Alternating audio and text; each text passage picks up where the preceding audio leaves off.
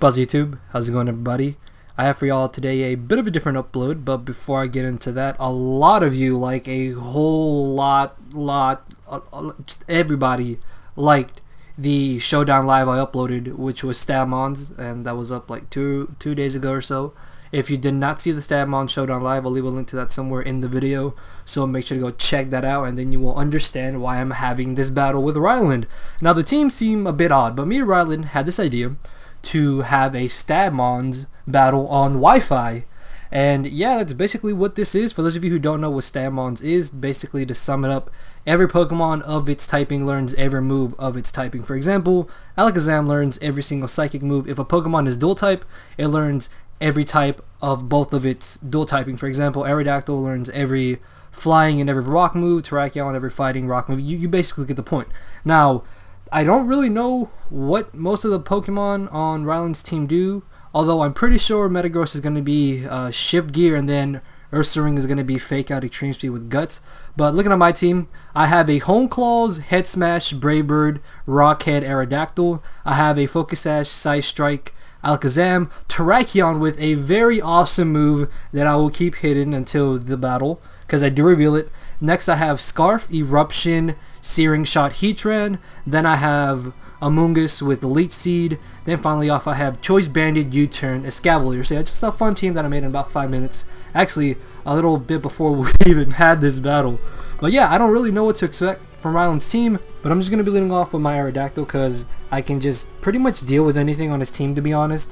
As he ends up leading off with the Mew, I should be able to take any one hit. Then after the Hone Claws, I could possibly knock him out with a Head Smash or a Brave Bird. Then again, I do want to get on my rocks, but either way, I don't really know. I just knew I wanted to go for Hone Claws. That's what I'm just trying to say right now. But he goes for the Side Strike, fails to knock me out. Then this turn, I really wanted to go for the Brave Bird, because the switch onto Quagsire was honestly too obvious. But yeah, I do go for the Head Smash, and I still do a decent bit of damage to the Quagsire. As this turn, I'm just going to get up my Stealth Rocks before he knocks me out with the Skull, because I'm pretty positive if he does carry the Spikes, he's not going to want to go for them on the off chance that I do carry the Taunt.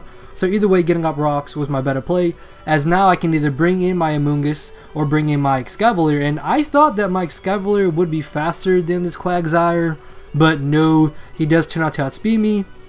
And I thought that he was going to switch out, but he actually ends up staying in, trying to burn me. Thankfully, though, I don't get burned, and I get off a huge hit with the U-turn on this Quagsire. And at the amount of HP that he's at, I was pretty positive that my Alakazam would be able to knock him out with the Side Strike. Then again, maybe I should have brought in my Amoonguss and gone for the Spore, but he does have the Electivire that could possibly have Vital Spirit, so maybe I could have just gone for Giga Drain. But yeah, I just bring in my Alakazam, do practically nothing to this Mew. And actually, before this battle, before I even saved the team, I actually took off Shadow Ball for Protect. So if I had gone for the Shadow Ball this turn, I could have got off a good amount of damage on the Mew, then switched into my Heatran instead of having to switch it in directly, because with that extra bit of damage, I might have been able to bring him down to a point where a Searing Shot would have been able to knock him out. But because I am currently at full HP, I was thinking I can go for the Eruption. I'm modest, max special attack, Mew's going to die.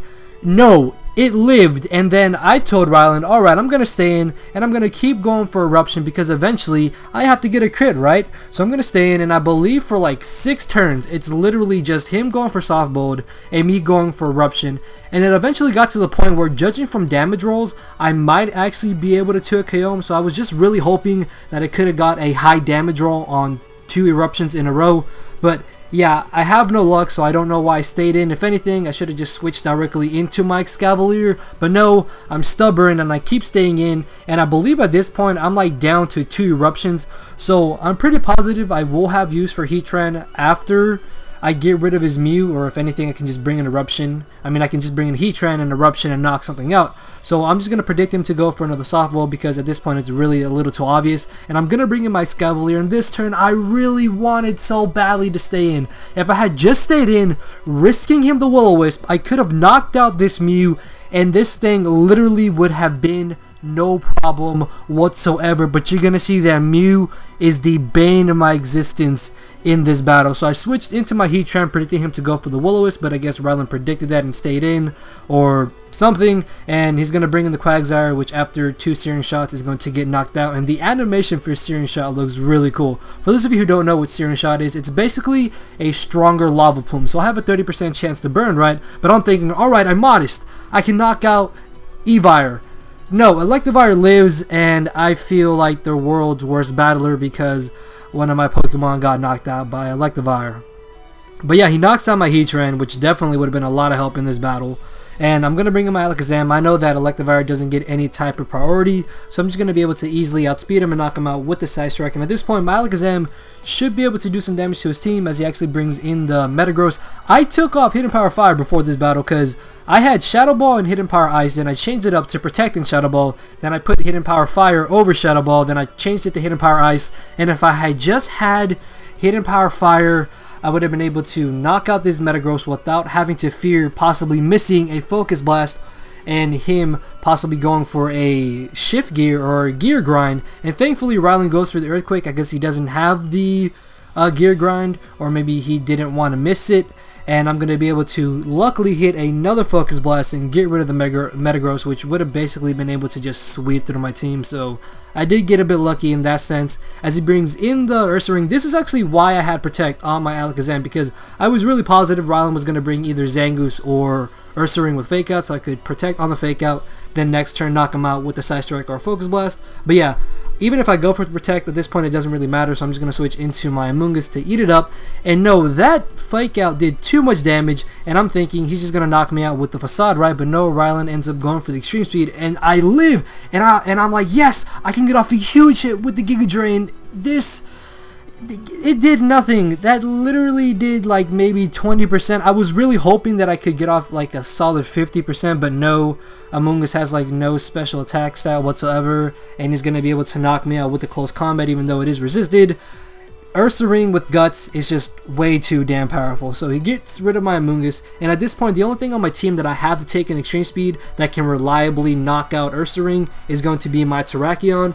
I mean, I could have brought in Excavalier, but he has close combat, so by bringing in Terrakion, this is my better play. Now I am a substitute Terrakion, and I really wanted to go for the substitute this turn, but no, I make a dumb play and I go straight for the close combat, knowing that that was way too obvious. If I had been behind a substitute, what I could have done this turn was gone for a Stone Edge on the Mew, then gone for my Hidden Moo to ensure that I knock out the Mew. But I'm thinking that Rylan is just going to go for the Will-O-Wisp, so I'm going to go for a substitute. I'm going to go for the Stone Edge, then knock him out with another Stone Edge or the Hidden move that I have not revealed to him yet. But no, he does make the safe play by going for the Side Strike, and this turn I'm going to go for the Stabbed Rock Wrecker. I have the Rock Plate. Mew is easily going to get knocked out. I no longer have to worry about this thing, and it's going to it lived.